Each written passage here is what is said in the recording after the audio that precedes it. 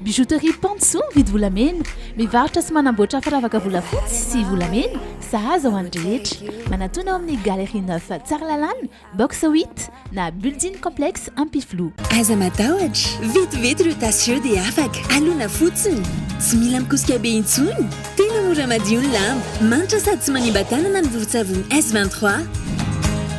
Matezatol manolotra anao ireo entana azo antoka sy mora indrindra ho aminy. Tôle ondulé, galvabac, tuile siam amin'ny loko sy rehefa izay itiavanao azy.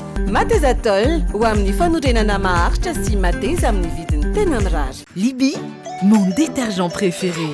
Libby nettoie. Libby vous présente le JT. Mes linges sentent très bon. Détergent Libby, green and healthy home. Valambe fultona mihoatra ve ianao? Maniry ianao vaksiny miaro amin'ny coronavirus? Aza misalasala azy. Manatona avy hatrany ireo toerana voatokana anaovana vaksiny any amin'ny faritra sy distrika misy anao na mbola tsy nisoratra anarana azy. Mitondra kara-panondro, tongava fa tombotsoa anao sy ny ankohonanao ary ny manodidina anao ny fahavitanao vaksiny. Vaksiny mahomby sy azo antoka ny ampiasaina eto amin'ny firenetsika. Glisse. Découvrez les nouveaux soins capillaires adaptés à vos besoins. La qualité professionnelle pour vous. Schwarzkopf. Madula landava miaraka amin'ny Lark. Cool. Lark savony azo antoka. Lark manolotra ho anao ny le JT. 5G Batelma, des actualités uniques, dynamiques et renversantes dans le JT.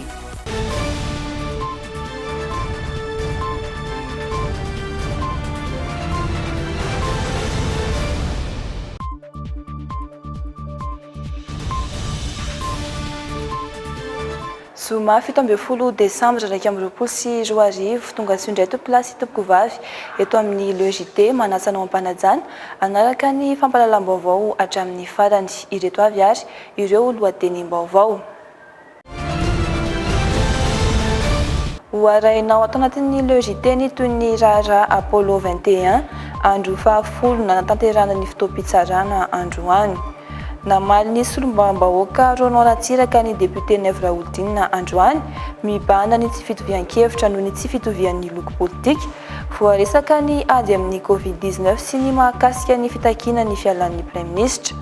Nosambon'ny mpitandron'ny filaminana tany Anosy Elville ny Nidoni fiarovan'ny tanim-bahoaka kasain'ny fanjakana anaovana foto-drafitrasa no anton'izany araka ny vaovao avy any an-toerana. Tsy tontosa noho ny antony ara-pahasalamana ny lanonam-pamaranana ny Miss World 2021 mihiboka ireo mpifanina rehetra amin'izao fotoana alohan'ny hodin'izy ireo any amin'ny firenena ny avy ny avy. Afaka 90 andro indray no ataony lanonana any Puerto Rico ihany. Namiratra i Nelly Anjaratiny tao anatin'ny fifanahana iray lehibe ao amin'ity Miss World ity. Ary farany miantso an'ny fampanajana ny tetiandrom-pifidianana ao Libye, i Egypte sy Arabie Saoudite amin'ny 24 Desambra izao no daty voatondro anatanterahana i fifidianana filom-pirenena io saingy manao sesilany ny antso fanemorana ny daty. Andeha hidirantsika avy hatrany ny La Une.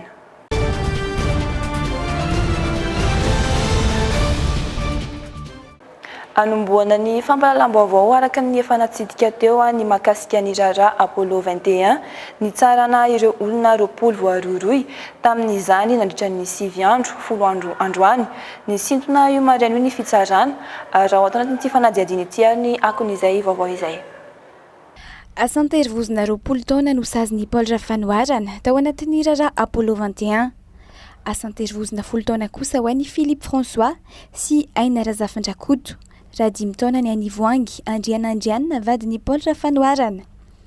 Afaka noho ny fisalasalana kosa i Brigitte sy Ferdinand Razakarimanana raha toka 10 taona sazy miantona kosa ny an'ny Prime Ministre teo aloha Jeneraly Victor Ramadra sy Sarera Karandria zanak'olona.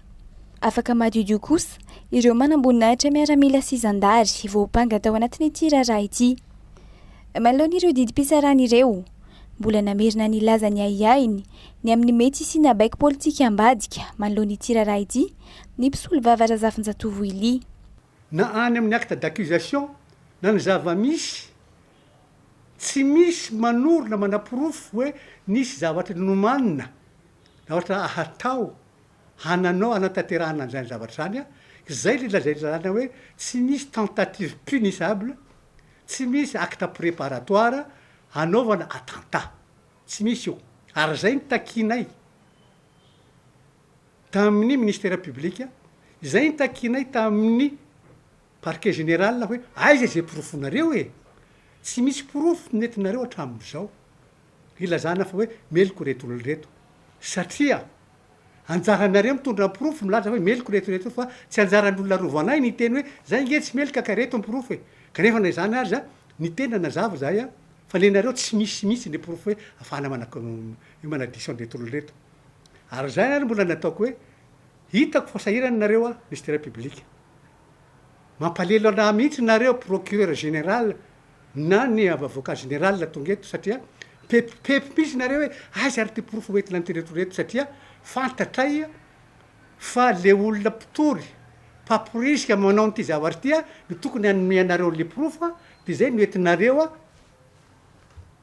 azavany ty fisarana miady aminay kanefa tsy manany reo olo reo fa inareo ndray de daviny amorona fa nga iforoporonina fotsiny am'izao zay retetry zay zany mahatonga anay fa hoe tsy misy porofo tsy misy eloka na aniza indrindra fa reto efa nasorany monsieur Paul reto na ho antenany manokana ny antsoroka tanteraka ny fikotrehana ny rara Apollo 21 i Paul Rafanoarana manoloana ny fitsarana anton'izay nanasazina azy roapolo taona asanterivoziny 10 andro katroka no nanatanterahana ny fitsarana ny rara Apollo 21 vao izao tafavoaka izao ny didy amin'ny alatsinainy no ampiditra ny antota taratasy ho fandravana ny didy ireo mpisolo vavy manoloana ny didy mpitsarana mahakasika ny Apollo 21 mbola andrasany indray araka izany izay mety ho toy ny raharaha tsy ny prime ministre no tokony hiala hoy ny solombavambahoaka Navy Raholdina fa ny solombavambahoaka Roland Ratsiraka manoloana ny fanambarana nataon'ity député ny Thomasina voalohany ity mahakasika ny fidin'ny sistany any amin'ireo faritra avaratra andrefana sy avaratra atsinanana ambaran'ny solombavambahoaka ny boriboritany fahadimy io fa mialina ny fitondrana ity député ity ary tsy mahazaka ny fahareseny tamin'ny fifidianana ny rotsahany notsindrin'ny Roland Ratsiraka fa iangarana ianalamanga raha samy faritra milaza ny mifamadika amin'izay kosa i Navy Raholdina araka ny fanazavany manaraka izao ka tsy eto Antananarivo reky ny fampandrotsona zay atao fitondram-panjakana non zany fa manerana Madagasikara gaga ihany ny tenanay raha miteny ny solombavambahoaka Roland Ratsiraka hoe tsy miraharaha ny fanjakana tsy naomby vao aingantsika vao roa andro nahita teo amin'ny ravangandriana valina ohatra fa roa manarakarak'izay de zay mihevitra fa Andriamatoa Roland Ratsiraka taoriana tsy nalamy be ny tanana azy tany Tamatavy zay any Tamatavy amin'izao fotoana zao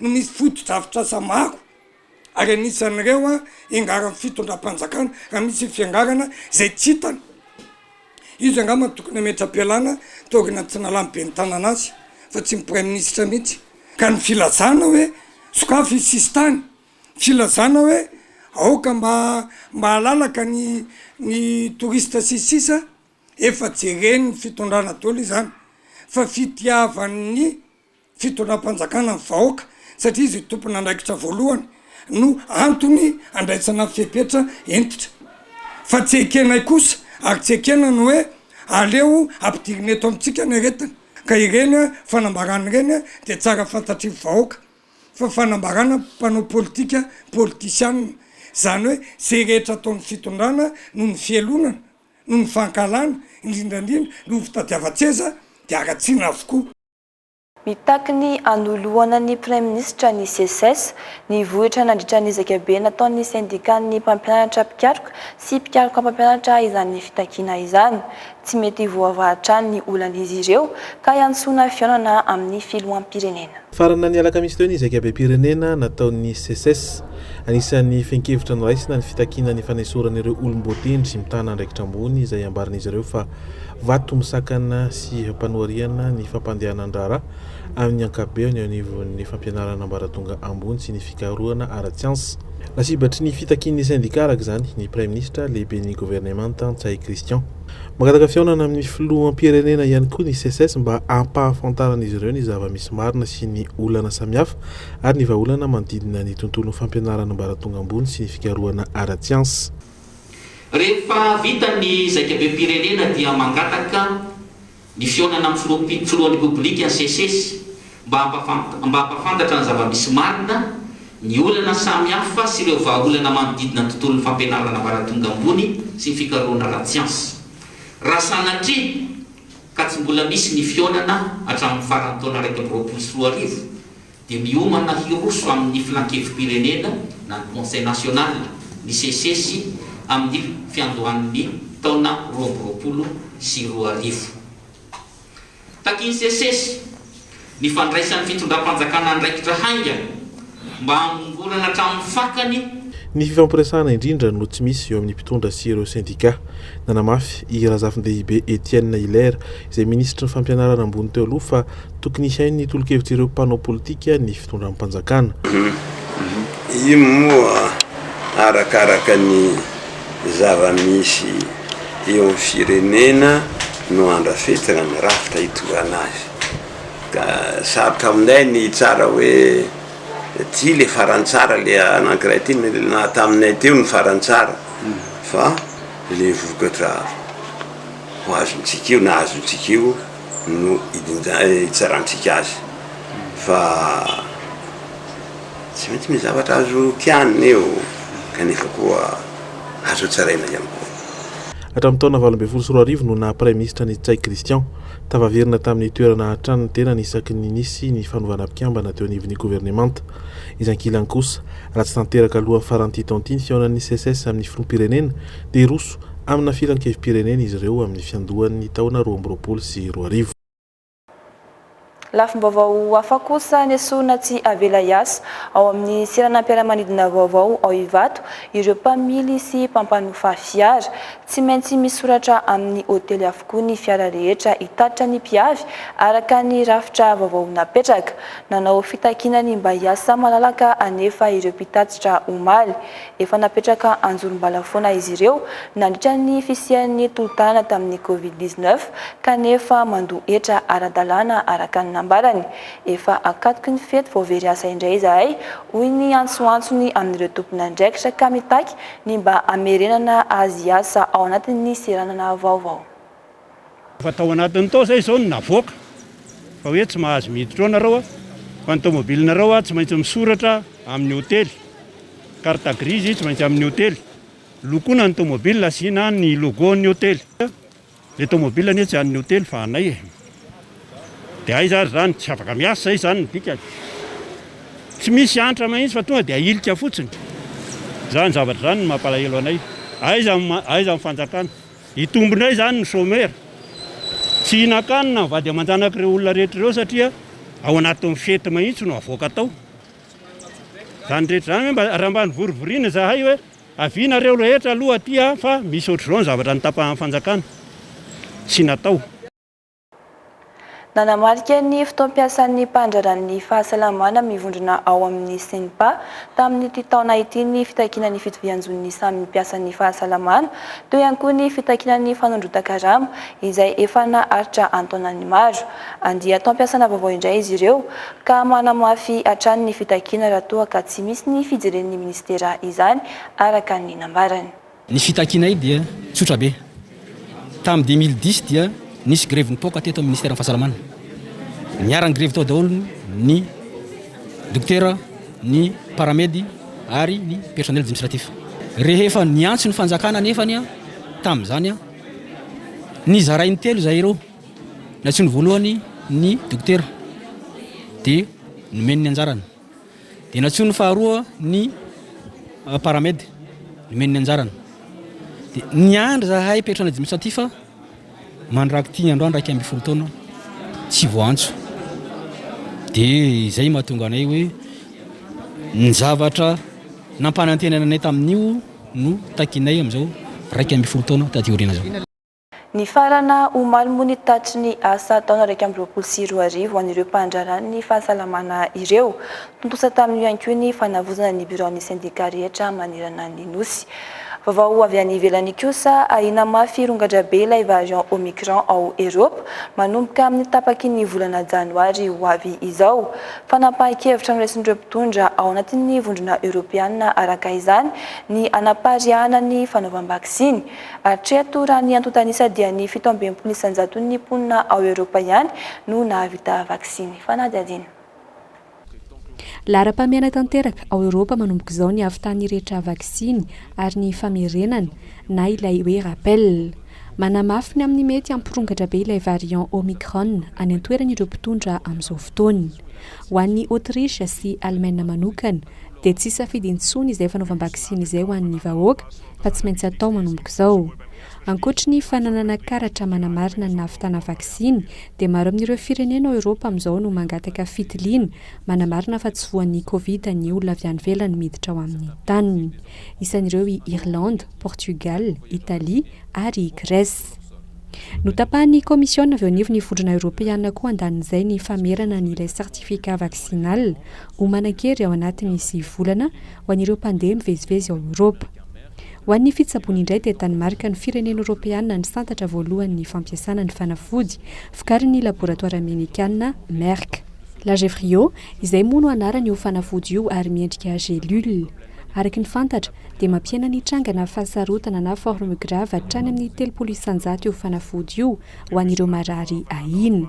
Mbola nisy miteraka hadiavitra lehibe eo amin'ireo firenena 17 mandrafitra ny vondrona Europeana nefa ny mikasika io fanafody hitsaboana ny Covid-19 io. Vaovao makasika ny anteny miram-pirenena kosa ity hoarantsika manaraka ity ny farana androany fivoriana ara-potoana faharoa an'ireo solombavambahoaka ary ao ny fitin'izay vaovao izay. Ny farana amin'ny fomba ofisialy androany fivoriana ara-potoana faharoa sady farany eo anivon'ny anteny miram-pirenena natao teny amin'ny CCI Vato nanomboka ny 10 oktobra ity fivoriana ity. Nandritra izay volavolan-dalana 10 nandalo teo amin'ireo solombavambahoaka lany ny 7 tamin'ireo ny rokosana sy ampantsina. Tolo-dalana valo ihany koa no tonga teny amin'ny anteny miram-pirenena lany ny 2 tamin'ireo rehefa nasiam-pantsina. Ankoatra izay tolo-kevitra telo no nilana fankatoavana ka ny 2 tamin'izany no lany raha nahemotra kosa ny fandinihana ny iray ambiny. Noresana teto ireo fitarahana nataon'ireo solombavambahoaka nandritra ny fanetrehana tamin'ny governemanta.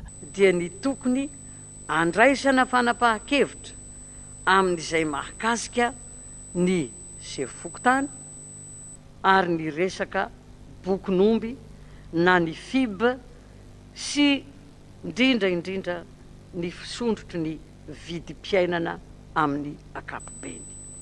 Na izany aza dia tokony hikatsaka hatrany ny fanasitranana ireo mampaharary ny vahoaka ny tompona andraikitra eto amin'ny firenena ary fotoana izao andrandrany vahoaka ny hanalana an'izany fanaitainana izany satria sao dia lasa otrikafina pombo ka mety hisy fiatraikany ho tsy ho ampoizina ao aoriana. Manantena ny filaminana eo anivon'ny governemanta ny solombavambahoaka raha ny fanazavan'ny filohan'ny hatrany.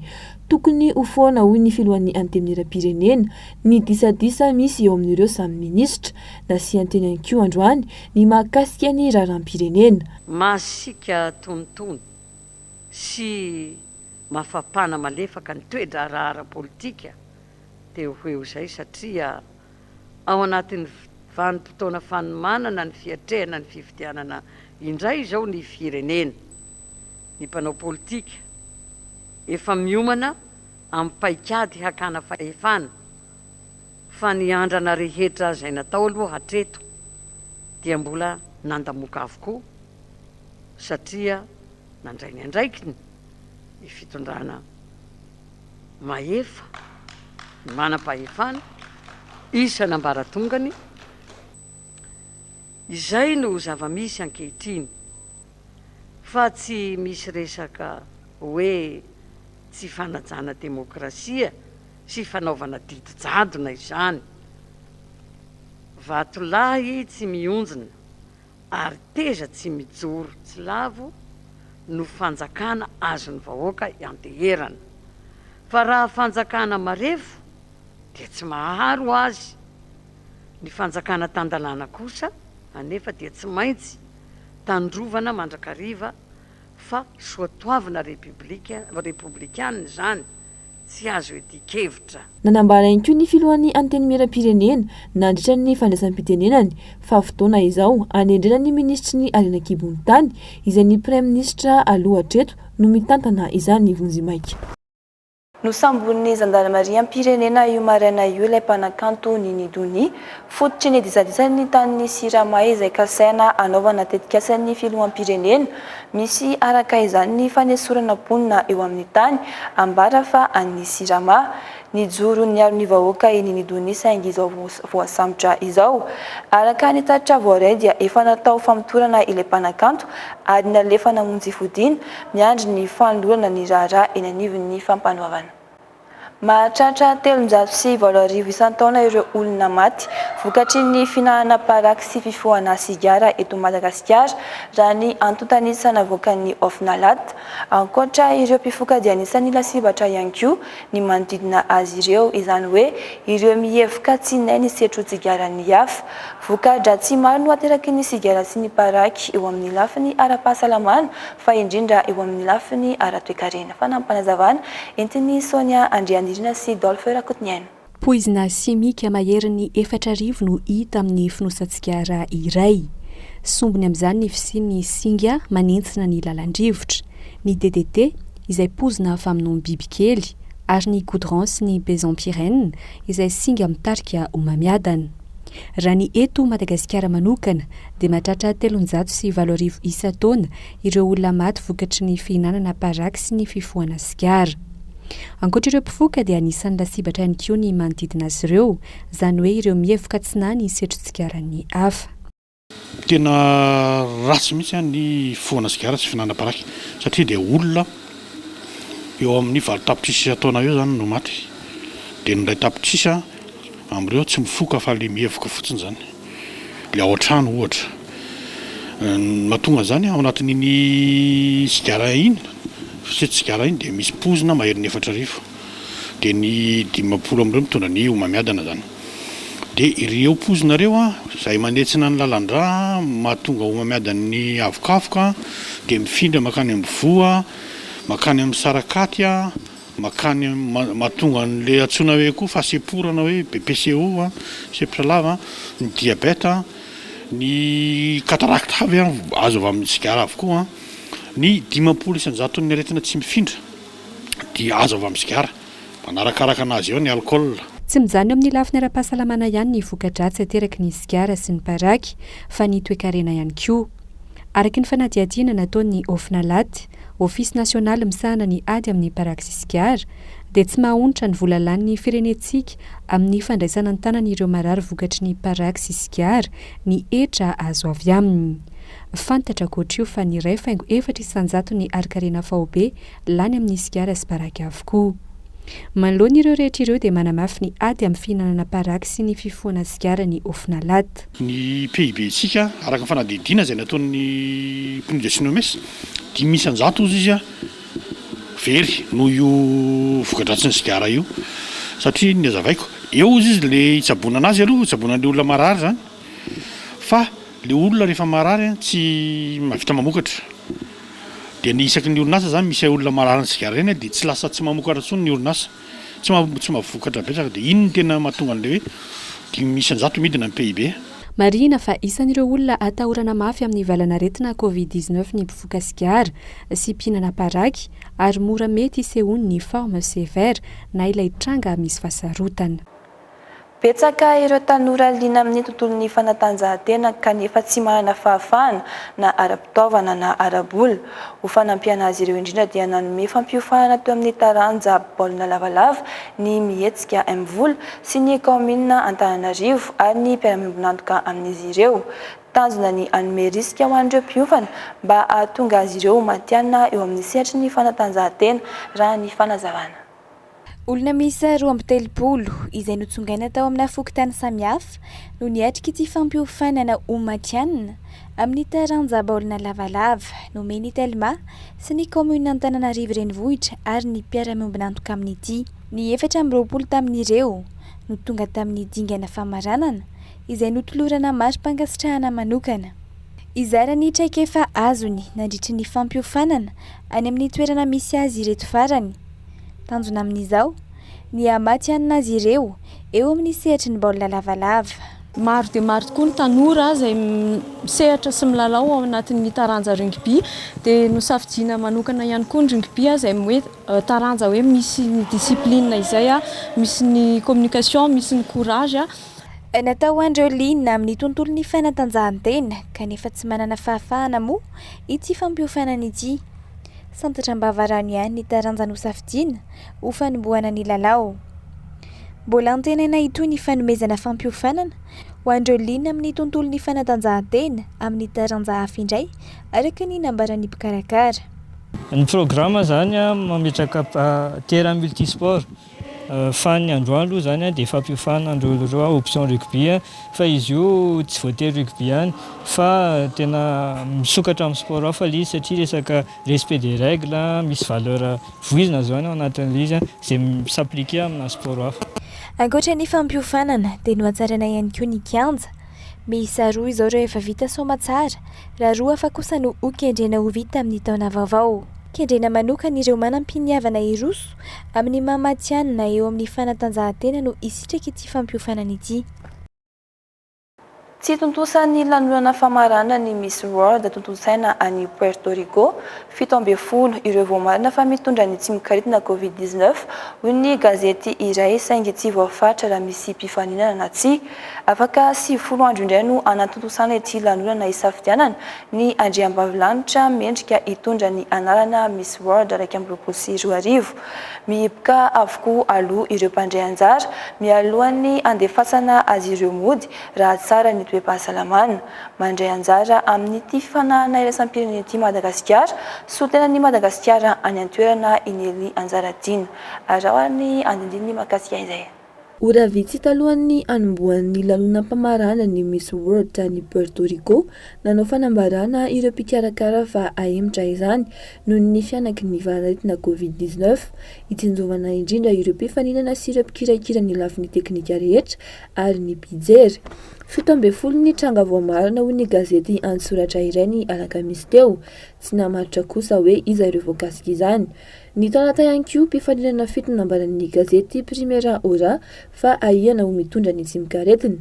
Hoaray maso avy hatrany ireo mpifaninana sy ireo mpikarakara rehetra miditra amin'ny fihibohana aloha. Avy eo averina mody any amin'ny firenena ny avy ny avy rehefa voamarina fa azo antoka ny toe-pahasalamana. Afaka 10 andro any indray no anaovana ity lanonana fansorana ny tompon-daka isalotra ny anarana Miss World 2021 ity atao ao Puerto Rico hatrany. Manana aninely Anjaradina Madagasikara mitondra avy ny voninahim-pirenena malagasy any an-toerana. Ao anatin'ny fampilarana folo amin'ny fifanahana Challenge Beauty with a Purpose izy nisarika ireo mpitsara ny tetikasa nentiny amin'izao fifanahana izao mivohitra amin'ny fitsinjovana ireo kambana teraka any Mananjary. Ifanehatra amin'ireo mpifaninana avy any États-Unis, Afrika Atsimo, Sri Lanka, Philippines, Inde, Kenya, Angleterre ary République Tchèque izy ao anatin'izany. Raha maresy amin'ity fifananana iray ity izy dia miditra avy hatrany amin'ny apaefadalana. Inely Anjaradina no teratany malagasy fahatelo nandray anjara tamin'ity fifanahana iraisam-pirenena isafidianana ny andriambavilanitra mendrika isalotra ny anarana Miss Monde. Eny Ambohibao no ahitana ny Reginas Beauty, toerana fikolokoloana endrika amam-bika mampiasa ireo vokatra ara-kalitao sy azo antoka ao amin'ny fahasalaman'ny volo sy ny hoditra. Mivarotra izany ihany koa izy ireo ary manana pack mariage afaka manantona any an-tokantrano ihany koa. Misy ny tolotra manokana amin'izao akatoky ny fety izao izay hitanao ihany koa eny amin'ny Manja Ankoraohatra sy ny Enel Antaninarenina. Izahay eto amin'ny Reginas Beauty Ambohipao dia manana tolotra maro afaka omena ny lehilahy sy vehivavy. Voalohany amin'izany dia ny resaka taovolo. Ny produit ampiasainay amin'ny coiffure misy ny produit améthyste, L'Oréal, Mizani, Chic. Dia manana ihany koa zahay ao amin'ny resaka coloration ny produit Magirel, Inoa, Vitalitis, Pharmavita. Manana produit zahay amidy ato amin'ny salon améthyste resaka volo-tavolo moa zany dia ny L'Oréal ihany koa afaka jifainareo ato aminay. Manana coin onglerie zahay ato dia misy ny manucure tsotra sy pédicure tsotra miaraka amin'ny vernis classique, misy ny vernis Essie, misy ihany koa ny spa des mains et des pieds miaraka amin'ny marque Andrea. Manao ny resaka eo amin'ny tarehy indray zay mikarakara ny vatana sy ny tarehy ihany koa dia ny produit ampiasainay zany dia ny Sotis. Alohan'ny andraisanay anareo dia manao diagnostic foana zay ahafahanay zany manatotosa tsara nylay soin ho anareo zay any tokantrano tsy afaka makaty aminay dia afaka manantona anareo koa izahay raha ohatra nareo ka tsy lavitra aminareo ny ety Ambobao dia manana salon ihany koa zahay any amin'ny ville en aile Antaninarenina ao amin'ny hôtel Le Pousse-Pousse dia salon partenaire anay ihany koa Manja eny Akoraohatra eo ampita amin'ny pharmacie Hanitra.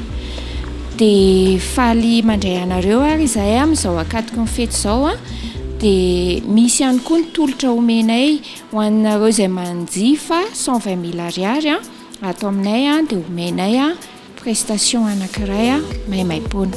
Araka ilay voalaza teo moa zany dia mikarakara resaka tarehy ihany koa izahay ny resaka maquillage dia afaka manao an'izay afaka jifainareo ety ihany koa maquillage ny Sotis sy ny Bis sy ny LOL. Zaza ho an'ny rehetra manana safidy tsara nareo amin'ny tolotra izay atolotray ato amin'ny Regina Spouty. Miantso an'ny fampanajana ny tetiandrom-pifidianana ao Libia i Egypte sy Arabia Saoudite amin'ny 24 Desambra izao no daty voatondro anatanterahana fifidianana filoham-pirenena io saingy manao sesilany ny antso fanemorana ny daty tsy maintsy irosona sy azela nefa ny daty araka ny fanambarana iombonana nataon'ireo firenena rotonta ireo.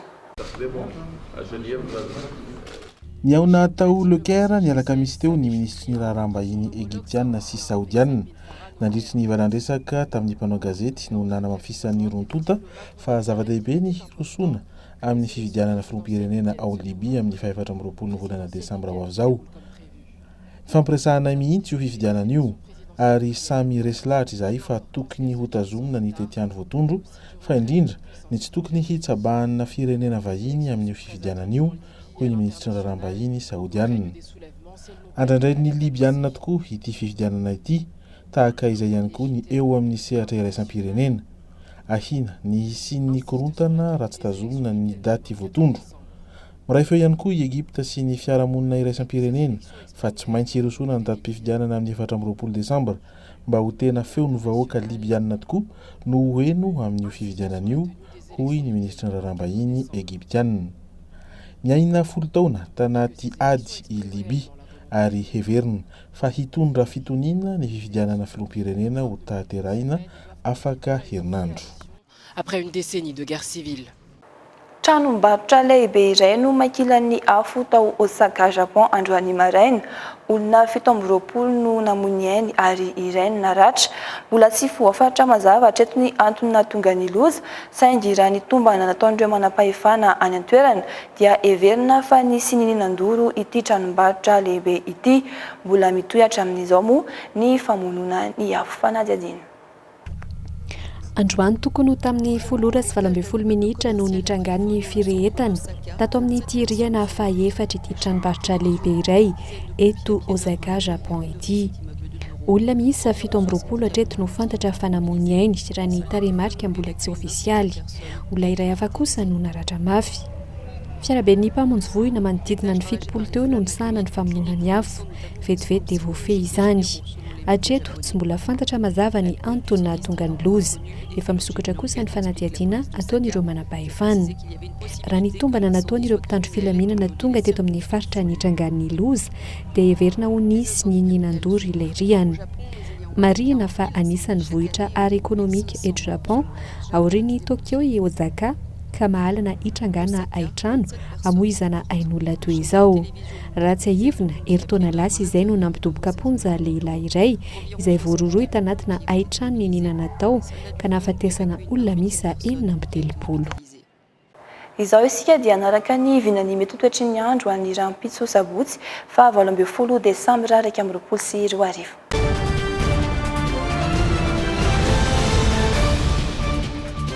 Ho an'ny faritra Diana sy ny faritra Sava isy ny oram-baratra 17 degré Celsius ny maripana ambony indrindra, 20 degré Celsius kosa ny maripana ambany indrindra.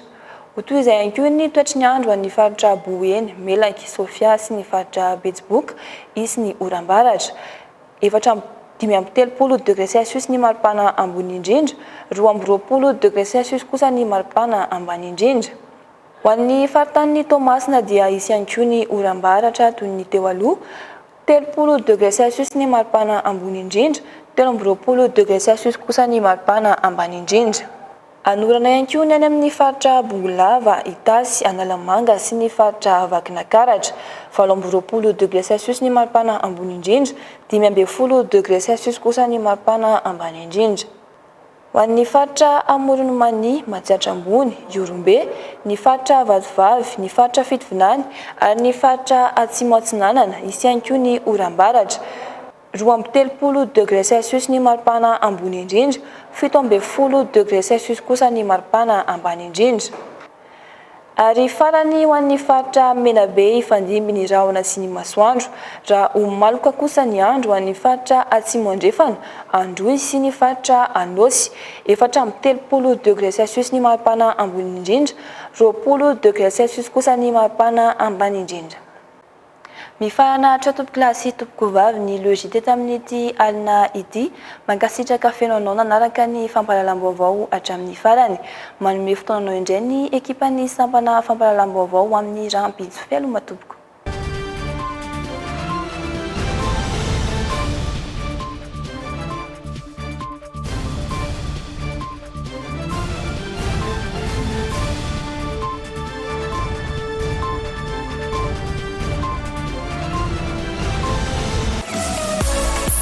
Telma, des actualités uniques, dynamiques et renversantes dans le JT.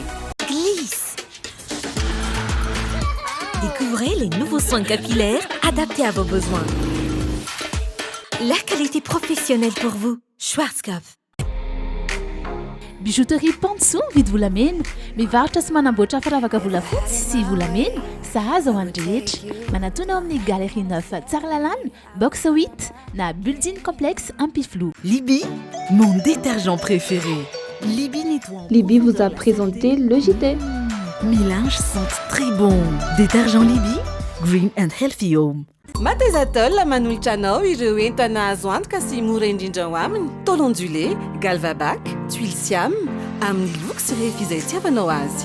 Matezatol ho amin'ny fanorenana maharitra sy mateza amin'ny vidiny tena mirary. Aza matahotra, vetivety ireo tasy dia afaka. Alona fotsiny, tsy mila mikosika be intsony. Tena mora madio ny lamba, manitra sady tsy manimba tanana amin'ny vovon-tsavony S23.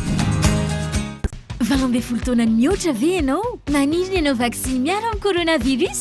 Aza misalasala azy. Manatona avy hatrany ireo toerana voatokana anaovana vaksiny any amin'ny faritra sy distrika misy anao na mbola tsy nisoratra anarana azy. Mitondra kara-panondro, tongava fa tombotsoa anao sy ny ankohonanao ary ny manodidina anao ny fahavitanao vaksiny. Vaksiny mahomby sy azo antoka ny ampiasaina eto amin'ny firenetsika. Madio lalandava miaraka amin'ny lar. Cool.